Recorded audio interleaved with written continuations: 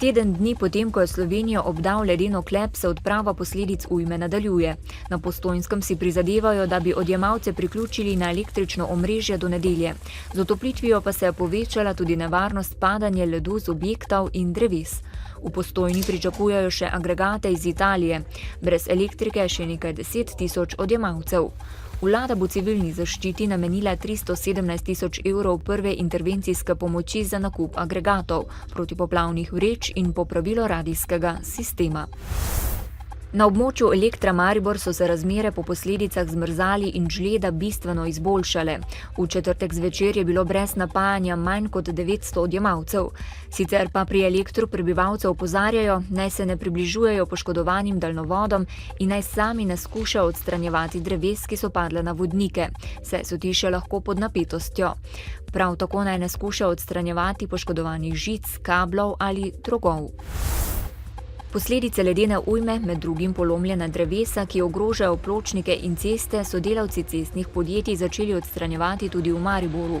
Delavci elektropodjetij, gasilci, pripadniki civilne zaščite, vojske in druge službe medtem še naprej pomagajo ljudem v stiski.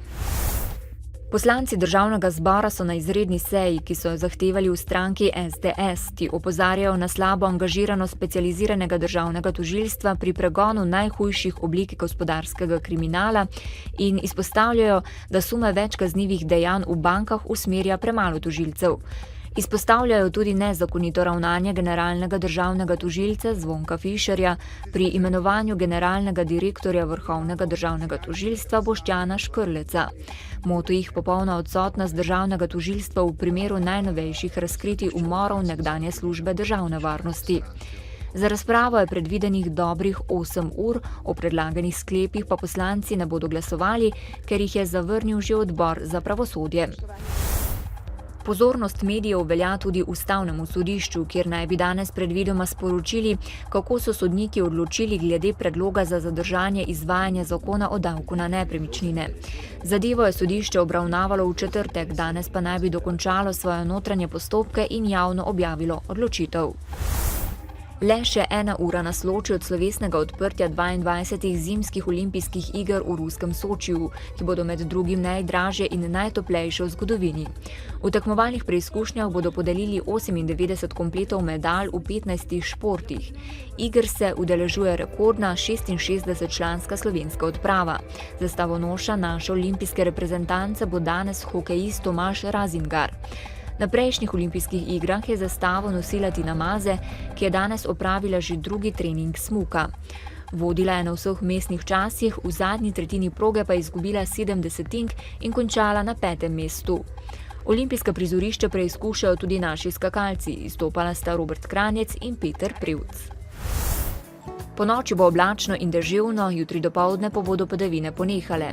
Meja sneženja bo na nadmorski višini okoli 900 metrov. Na primorskem in vzhodni Sloveniji se bo delno zjasnilo. Popoldne bo spet začel pihati jugozahodni veter. V nedeljo bo dopoldne oblačno in deževno. Ob morju bo pihal okrepljen jugo, ponekod v notranjosti Slovenije pa zmeren jugozahodni veter. Popoldne bodo padavine slabele, nastale pa bodo krajevne plohe, na primorskem lahko tudi posamezne nevihte. V ponedeljek bo deloma jasno in suho. Danes v dnevniku televizije Maribor.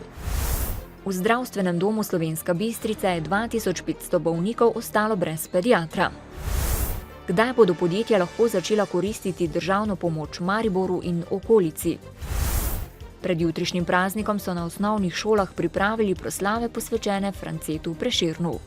Novice Štajerske, Pomurja in Koroške ob 18.